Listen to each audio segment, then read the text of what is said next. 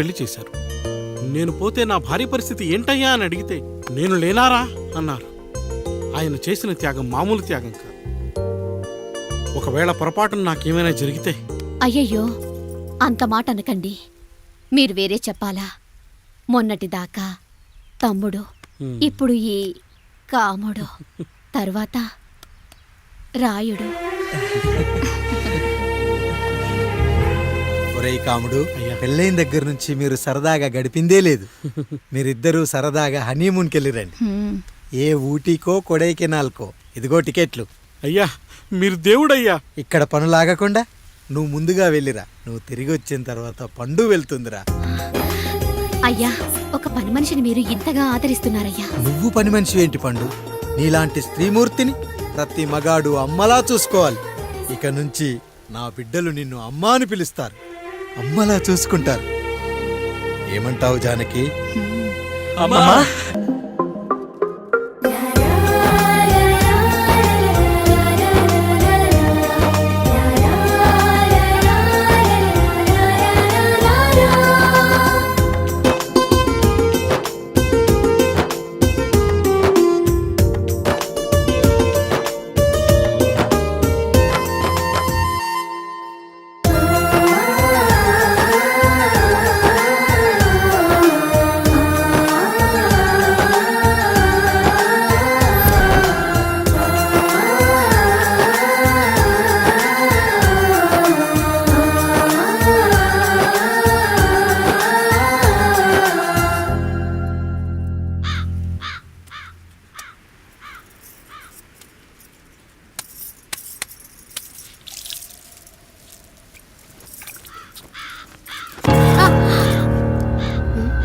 ఏంటి, నువ్వు చూసుకోలేవా?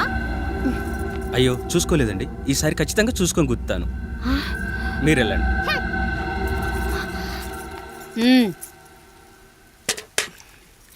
చూడమ్మా, నువ్వు మా కూతురవ్వడానికి ముందే రాయుడు మాకు దేవుడు. ఆయన కుటుంబం మనకు దేవాలయం. వాళ్ళు కొట్టినా తిట్టినా మనం అరవకూడదమ్మా.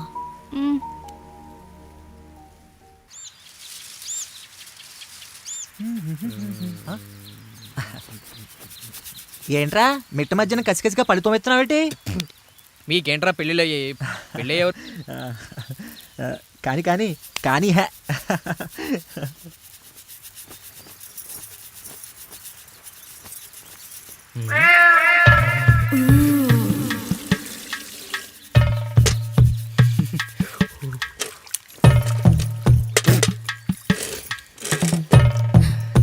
ఏంటండి? నీళ్ళు కావాలి.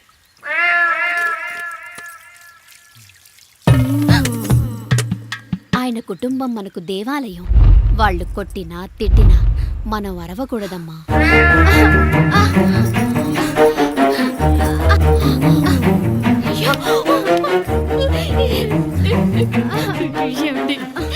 ఏదో ఒకటి చెయ్యండి మీరు. వద్దు పండు, పెద్ద ఆయన దగ్గర మాటొస్తూ. నేను చూడలేదు.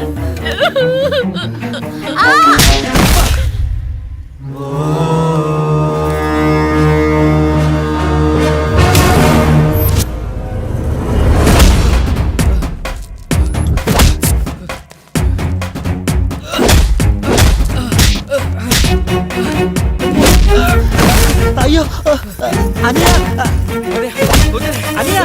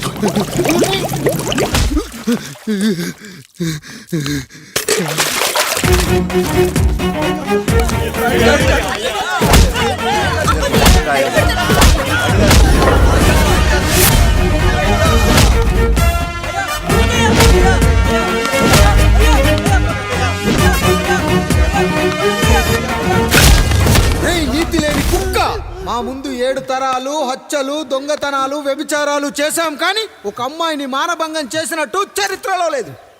ఈ వంశంలో మొట్టమొదటిసారి ఎవ్వరూ చేయని పని నువ్వు చేసి గొప్పోడివైపోతే మేమంతా చూస్తూ ఊరుకుంటామనుకున్నావా?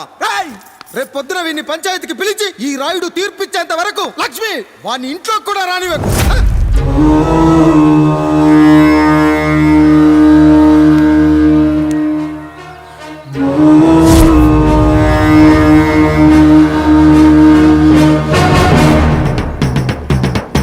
ఇందు మూలంగా 50 మందికి తెలియజేయడం ఏమనగా పెదరాయుడు గారి కుమారుడు ఆయన తన ఇంట్లో పనిచేసే కాముడు కూతురుపై మానభంగ ప్రయత్నం చేసినందున రచ్చబండ దగ్గర తీర్మానం చేయబడింది.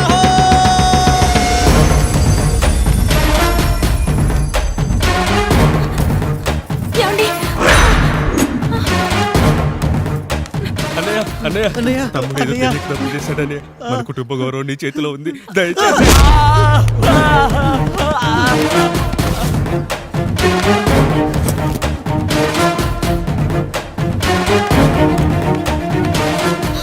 అయ్యా అయ్యా, తీర్పిచ్చే ముందు ఒక్కసారి ఆలోచించండి అయ్యా. ఎంతైనా మనింటి బిడ్డయ్యా. అవునయ్యా, అన్యాయం జరిగింది మా బిడ్డకి. చిన్నబాబు ఏదో చిన్న తప్పు చేశాడని. మనుషుల్లో 2 రకాలు. ఒకడు రోడ్డు మీద వెళ్తూ పొరపాటున పేడను తొక్కింది పేడ అని తెలుసుకొని నీట్గా వెళ్ళి కడుక్కుంటాడు, వాడు ఉత్తముడు. ఇంకొకడు అదే పేడను తొక్కి రోడంతా బరబరా గీసి పరిసరాలను అపవిత్రం చేసి అప్పుడెళ్ళి కడుక్కుంటాడు. అలాంటి నీచుడు నా కొడుకు. నేను 3వ రకం. తొక్కింది పేడ అని తెలిసి కూడా దాని వేలుతో తీసుకొని ముక్కుతో వాసన చూసి ఆ దుర్వాసన భరించి కడగాల్సింది చెప్పు కాదు, కడగాల్సింది పేడ అని తీర్పిచ్చేవాడే ఈ రాయుడు. రాయుడు రాయుడు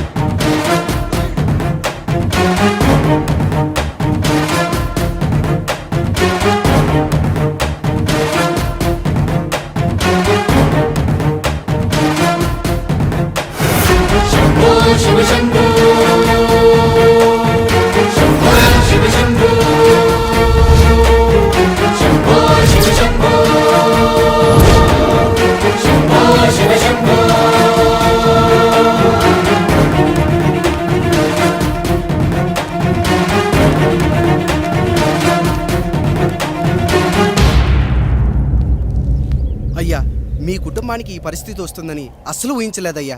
పచ్చటి పుచ్చకాయలో పుచ్చుంటుందేమో కానీ పచ్చని మీ సంసారంలో ఇలా మీ తమ్ముడు గారు. కొన్ని తరాలుగా మా వంశం ఈ ఊరిని పరిపాలిస్తుంది. మా వంశానికి స్త్రీలంటే ఎంత గౌరవమో తెలుసా? ఆడవాళ్ళు వంటింటి కుందేళ్లు కాకూడదని మా ముత్తాత గారు పెళ్లి కూడా చేసుకోలేదు. మా తండ్రి గారు పాపారాయుడు ఎవడో ఒకడు ఒక స్త్రీని మోసం చేసి కడుపు చేస్తే ఆ కథ విని ఆ పుట్టిన పిల్లాన్ని ఆ మోసగాడికి ఇచ్చేసి ఆమెను పెళ్లి చేసుకుని ఆమెకు కొత్త జీవితాన్ని ఇచ్చాడు. నేను కూడా నా వంతు సహాయంగా కొంతమంది స్త్రీమూర్తులను పెళ్లి చేసుకుని వాళ్లకు జీవితాన్ని ఇవ్వాలనుకున్నా. అలాంటిది నా వంశంలో ఇలాంటి చీడ పురుగు పుట్టాడు. నా తమ్ముళ్ళలాంటి కాముడు మా పనోడు వాడి కూతురుపై అత్యాచారం చేయబోయాడు. ఒక్కసారి నీ చెప్పేది వినండి. ఛీ, నీచుడా! ఈ రాయుడిచ్చే తీర్పును ఆపే శక్తి ఎవరికీ లేదు.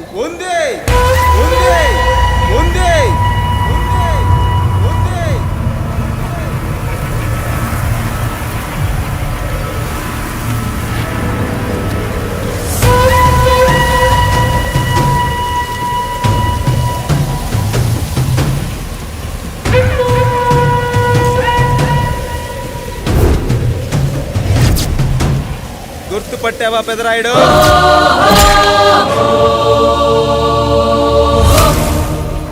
నా తండ్రిని చంపిన నీ తండ్రిని చంపా. ఇప్పుడు ఆయన కొడుకుగా నీ అంతు చూడటానికి వచ్చాను. ఊరికి నీతులు చెప్పే నీ భాగవతం బయట పెట్టడానికి ఏ శక్తి నిన్ను ఆపబోతుందో చూపెట్టడానికి అసలు సిసలైన మగాడు అడుగు పెట్టబోతున్నాడు. ఎవడిని చూడాలంటే మీ నవరంధ్రాలు కళ్ళుగా మారాలో వాడు రాబోతున్నాడు. చెప్పి వచ్చే తుఫాను కాదు వాడు, వచ్చాక చెప్పుకునే సునామీ వాడు. ఇక వాడిని ఆపటం అంటే ఎవరెస్ట్ ని క్రేన్ తో లేపటమే.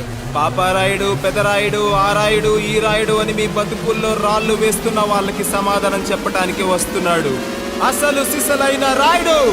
So I'm presenting you the one and only Android. Android. Android. Android.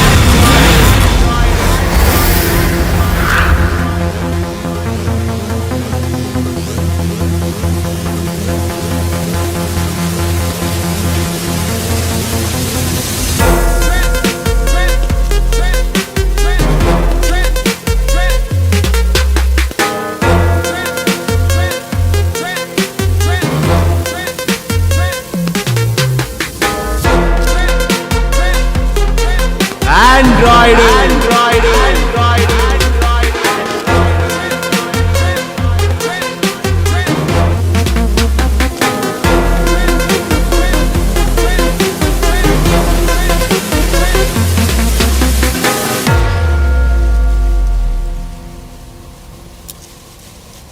అమ్మా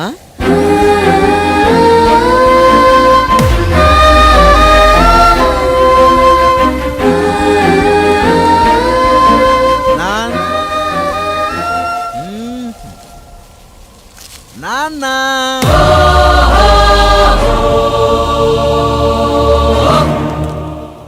అసలేం జరిగిందో నువ్వు చెప్పమ్మా.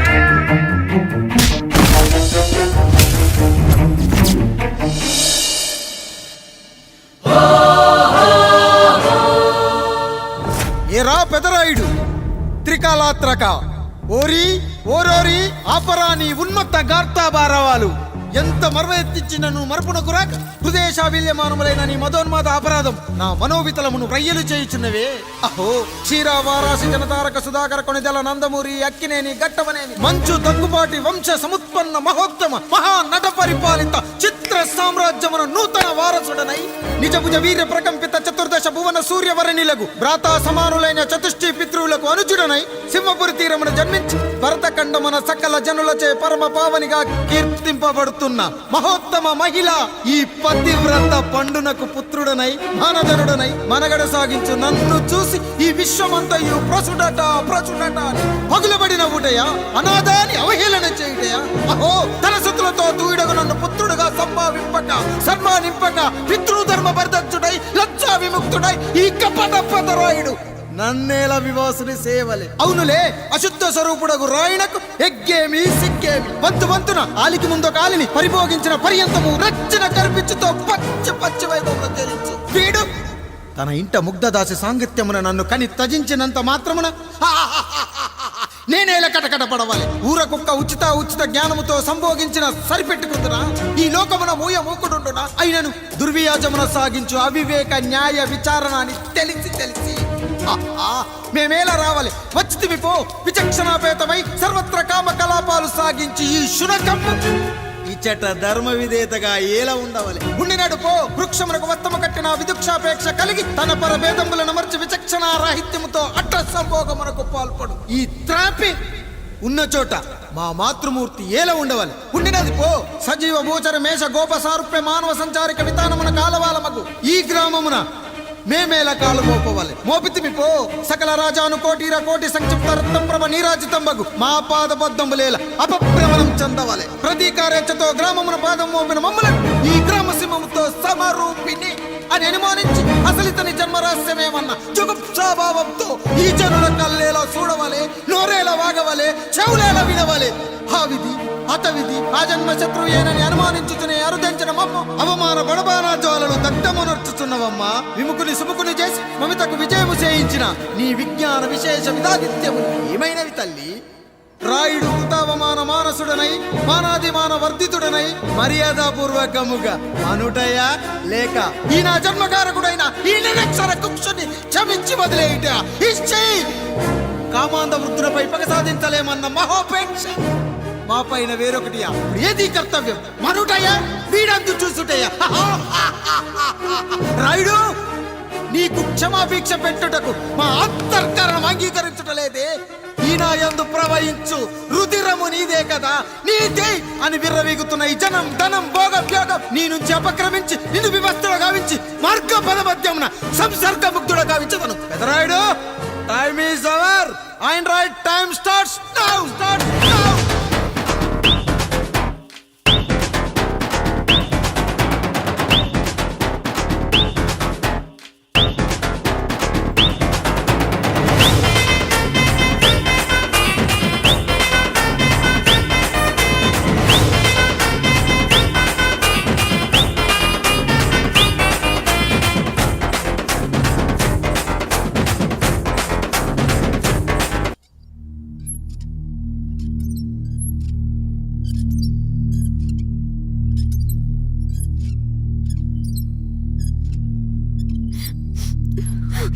జానకి ఇంకెక్కడుంది?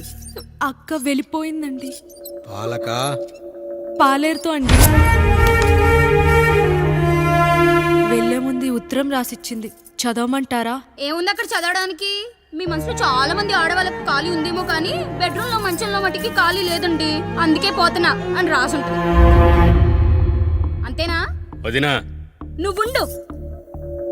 అమ్మా ఎంత పరువు తక్కువ, ఎంత పరువు తక్కువ! ఎవరి గదులో వాళ్ళు తలుపులేసుకోమని కేకలేశారు, మరిదిగా చెయ్యేశారని తరిమేశారు. పరువు ప్రతిష్ట మన ఇంటికేసిన సొన్నం అన్నారు. తీరా చూస్తే పని మంచితో సరసం, సంతానం.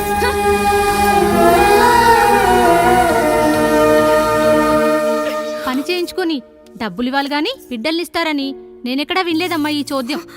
ఇంకా మీరు ఆపుతారా? మీరేంట్రా ఏం మాట్లాడరు? ఏం మాట్లాడాలమ్మా? తమ్ముడు తప్పు చేశాడని పట్టుకుని కొట్టారు.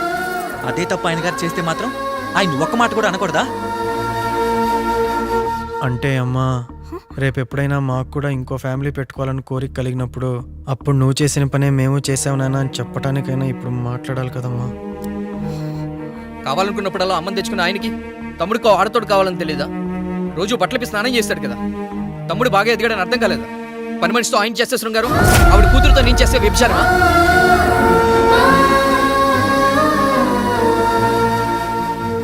మాట్లాడవేంట్రా కాముడు? నువ్వు కూడా నా చొక్కా పట్టుకొని అడగరా? బాబుగారు, అడగరా? అడుగు. నా భార్యకు పుట్టిన బిడ్డ నీ పోలికలతో పుట్టాడు, ఏం చేసావని అడగరా? బాబుగారు, అడుగు. ఏమడగమంటారు బాబుగారు? నాకు మీ తమ్ముళ్ళకున్నంత జ్ఞానం లేదు.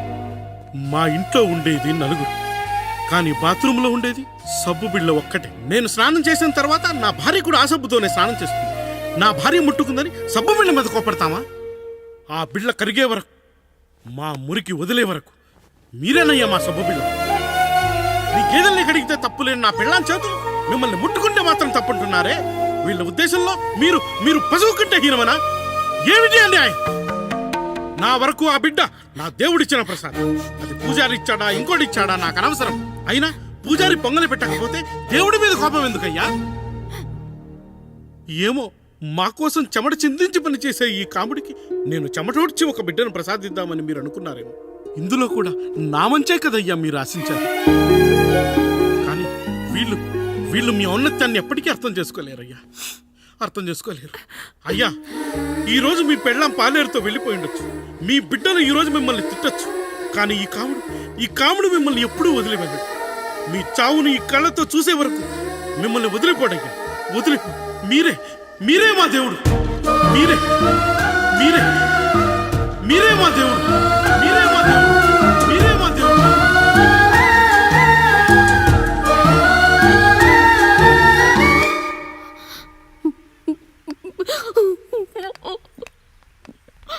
చిన్నయ్య కాఫీ. చిన్నయ్య కాదు, చిన్నోడు. నేను మీ అక్క కొడుకును. నువ్వెందుకు ఏడుస్తున్నావమ్మా? చిన్నోడా, పెద్దయ్య గురించి అలా మాట్లాడకయ్యా. పెద్ద మనిషి, డబ్బుంటే గుడి కట్టాలి, బడి కట్టాలి. వెళ్ళిన చోటల్లా కనిపించిన దానికల్లా బిడ్డలు నెచ్చుకుంటూ పోరు. ప్రతి ఊళ్ళో చెట్లు నాటించడానికి వాడేమన్నా ఆశ కూడా. గుప్పెడంత ఉల్లిని కోస్తేనే కన్నీళ్ళు వస్తాయి. బారెడంత నా తల్లి మనసు కోసాడు. వాడి కన్నీళ్లు కాదు, రక్తం రావాలి, వచ్చేలా చేస్తా. మనల్ని ఇంతగా మోసం చేసిన వాడికి ఆస్తి 3 పిల్లలు, నీకు మాత్రం పేదరికం ఒక్కడే పంట. వద్దు చిన్నయ్య, వద్దు చిన్నయ్య.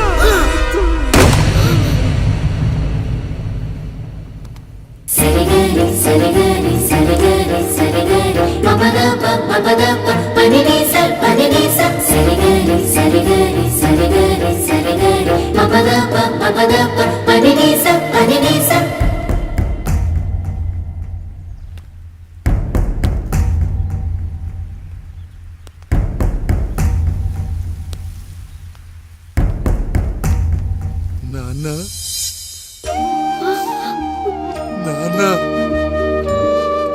బాబుగారు బాబుగారు కాదు నాన్న, నేను నీ బాబు నాన్న.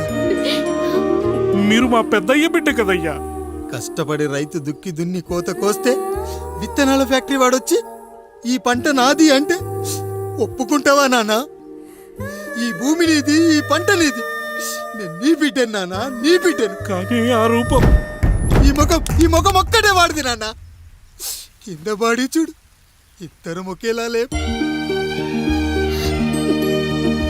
నేను నీ బిడ్డను నాన్న. బాబు నాన్న, బాబు నాన్న, ఒక్కసారి నన్ను ఎత్తుకో నాన్న.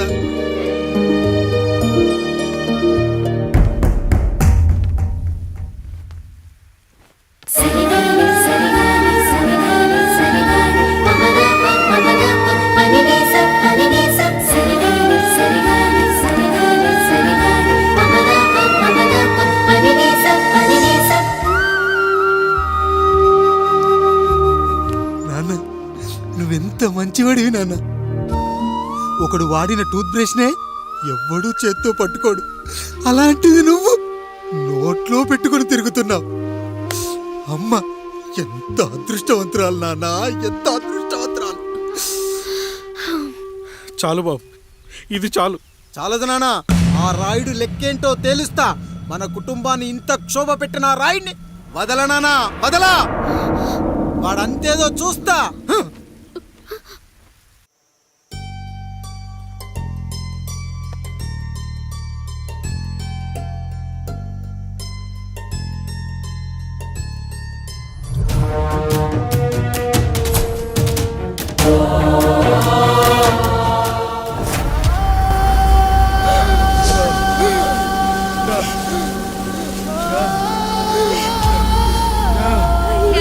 చూడండి అయ్యా, వీళ్ళని చూసాకైనా మీ మనసు కరెక్ట్ లేదా? తాగటానికి నీళ్లు లేక చావు బతుకుల మధ్య కొట్టు బిట్టాడుతున్నారయ్యా.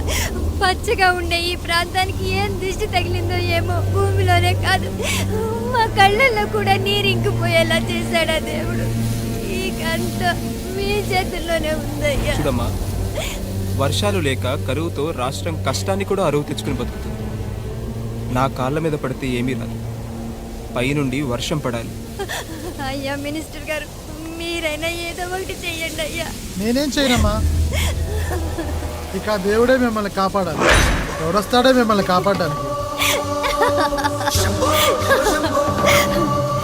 ఎన్నాళ్ళు అడుగుతారా ఎవడొస్తాడు, ఎప్పుడొస్తాడు, ఎక్కడి నుంచి వస్తాడు అని?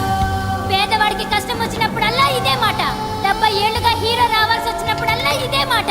ఇంకా ఎన్నెళ్ళు అడుగుతారా ఎవడొస్తాడే మిమ్మల్ని కాపాడడానికని? మీరు మమ్మల్ని అడగటం, వస్తాడ్రా అని మేము మీకు చెప్పటం. అయినా సరే మళ్ళీ మీకోసం ఇంకోసారి చెప్తున్నాను, వస్తాడు, వస్తాడు. ఆకాశాన్ని చింపుకుంటూ వస్తాడు, నేలను పగలగొట్టుకుంటూ వస్తాడు. ఎవడు? దేవుడు. దేవుడా? రాయికి వరమిచ్చిన రాముడు దేవుడైతే, ద్రౌపదికి చీరిచ్చిన కృష్ణుడు దేవుడైతే, ఈ ఊరికి ఆయనే దేవుడు. ఆ దేవుడికి ఇంకో పేరే రాయుడు.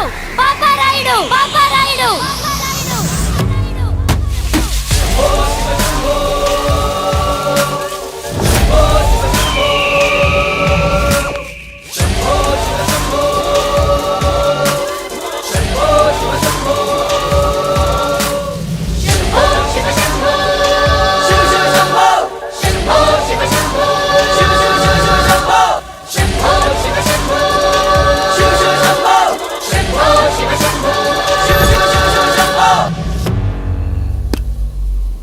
ఏంటి సమస్య?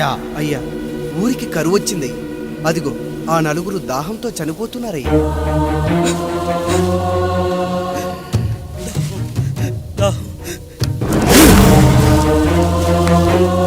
పాపారాయుడు తీర్పు ప్రకటిస్తున్నాడు. ఈ గ్రామం ఇంతకు ముందెప్పుడు ఎదురవ్వని సమస్య. అందుకే ఈ సమస్యని నా సర్వేంద్రియాలను కేంద్రీకరించి, నవరంధ్రాలను బిగించి ఆలోచించి ఈ నా తీర్పు ప్రకటిస్తున్నాను. దాహంతో అలమటిస్తున్న ఆ నలుగురికి వెంటనే బావులు తవ్వించి వాళ్లకు నీళ్ళివ్వండి. అంత సమయం లేదయ్యా. మరో 5 నిమిషాలు వారి చేత నీళ్లు తాగించిపోతే చచ్చిపోతారయ్యా. పూజారి, మరేంటిప్పుడు దీనికి పరిష్కారం? నృత్యం.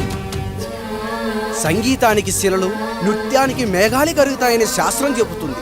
ఆ నాట్యానికి ఆకాశం కరిగి వెంటనే వర్షం పడాలి. అందుకు ఆ నటరాజైన శివుడే మార్గం చూపించాలి.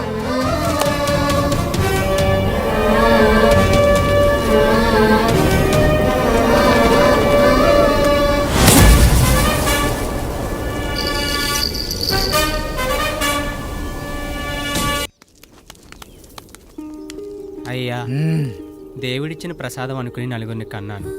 ముగ్గురికి పెళ్లి చేయగలిగానయ్యా. ఈ ఊరు ఏమిచ్చినా మీరు తీసుకుంటారు కదయ్యా. ఇది మిగిలిపోయింది. తమరే ఏదో ఒకటి చెయ్యండి అయ్యా.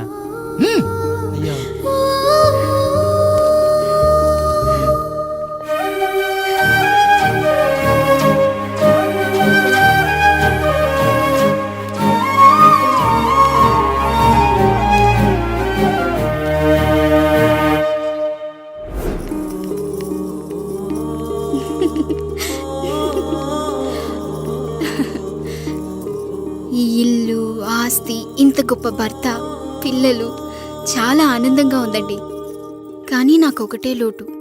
మన తర్వాత మన పిల్లల్ని చూసుకోవడానికి వీళ్ళకొక అన్నయ్య కావాలండి. అచ్చం మీ పోలికలతో వీళ్ళకొక అన్నయ్యని కందామండి. నువ్వు అడిగితే కాదనగలనా?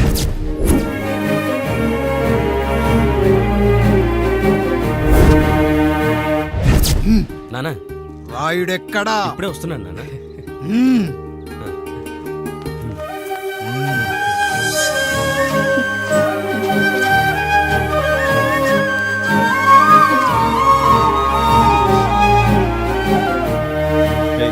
చూడరా, మీ అన్నం మీద పగ తీర్చుకోవడానికి నీకు ఇదే సరైన సమయం. పర్లేదంటావా? ఏం పర్వాలేదు. అయ్యా, ఎరా రంగా, ఏం కావాలో అడగరా. నీకంటూ ఏమి ఇవ్వలేదు, నువ్వు ఏమి అడగలేదు. చెప్పరా. మా అన్నకు నాకు పడట్లేదయ్యా. తోడ పుట్టినవాడని చాలా సహించాను. అడ్డమైన దానాలు చేసి ఆస్తి మొత్తం పోగొట్టాడు. ఇప్పుడేం కావాలరా? కొద్దిగా ఈ కత్తి తీసుకొని వాడిని చంపి పెట్టండి అయ్యా.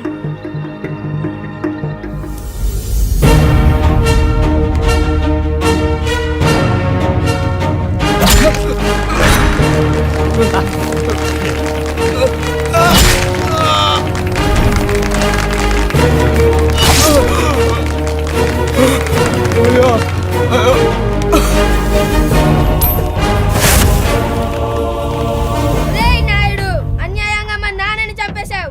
గుర్తుంచుకో, ఈ నాయుడి కొడుకు నీ కుటుంబం పాలిట సైనికుడిగా మారబోతున్నాడు.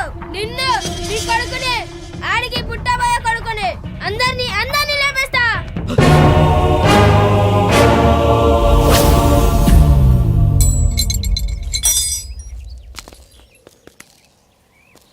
ఏం జరిగింది? మీరు హత్య చేసినట్టు ఇప్పుడే సమాచారం అందింది. తగిన సాక్ష్యాధారాలు పరిశీలించిన పిమ్మట మీకు యావజ్జీవ కారాగార శిక్ష, 2000 రూపాయల జరిమానా విధిస్తూ అరెస్ట్ చేస్తున్నాను. అయ్యగారు నా కోసం చేసిన త్యాగాన్ని హత్య అంటుందా మీ చట్టం? ఇదెక్కడ న్యాయం? మనిషికి ఇచ్చిన మాట నిలబెట్టుకుంటే అరెస్ట్ చేస్తారా? ఏ దేశంలో ఉంది చట్టం? నన్ను ఏం చేయమంటారు రాయుడు గారు? 9వ తరగతి చదివి ఊర్లో గాలికి తిరుగుతున్నా నన్ను మీ మనిషి ఒకడు పోలీస్ స్టేషన్లో ఉండాలని నన్ను ఎస్ఐ చేశారు. సాటి మనిషిని స్వేచ్ఛగా హత్య చేసుకోవాలని దౌర్భాగ్య స్థితిలో బతుకుతున్నాం మనం. మీరు చేసిన ఈ గొప్ప పనిని అర్థం చేసుకునే సంస్కారం, విజ్ఞత, విజ్ఞానం మాకు లేవు సార్, మాకు లేవు.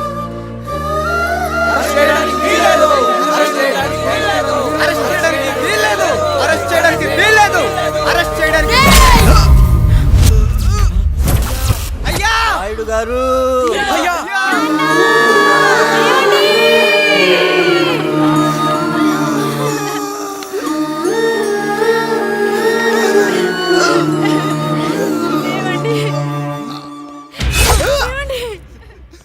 నొప్పిగా ఉందిరా.